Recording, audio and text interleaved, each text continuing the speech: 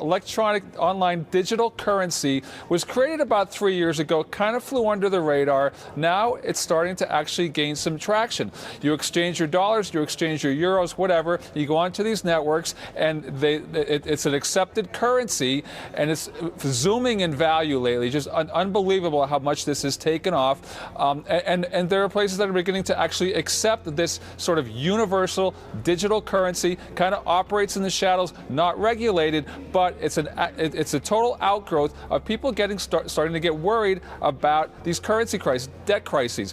Where are these things accepted? Still not a lot of places. I checked out online, not a lot of websites that you would recognize, but the places are kind of novelty clothing, gaming sites, yeah, wait for it, porn, some of those places. But, you know, there are a lot of drawbacks, there are a lot of fears that I'm sure that our guests are going to talk about, but this tells you how really insecure people are in this age of debt and currency crises and all the other things that we have going on in the world. First, I have to give Bitcoin creators credit. At least they know enough not to trust fiat money that's controlled by our government. But they're trying to reinvent the wheel, and they've come up with a flat tire. We already have a perfect, real form of money, and it's called gold. Money has to have 4 elements. It has to be very rare, indestructible, divisible without losing its purchasing power, and cannot be increased by fiat. And Bitcoins fail on the first 2. They are not rare, and they are very much destructible. Had PayPal invented Bitcoin, we'd all be heralding it as the most important financial revolution since the internet, since the credit card, perhaps.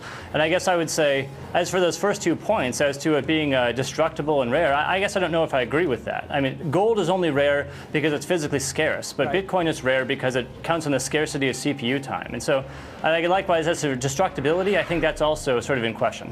What are the chances of someone coming up with a counterfeit Bitcoin, and they present that to an end user, and they're accepting this phony Bitcoin? I guess the chances would be astronomically low, and that's the whole design. I mean, the way that you create a Bitcoin is that you basically have to find a larger, rare number, bigger than any of the other Bitcoin out there. And so every Bitcoin, the next Bitcoin is even harder to create.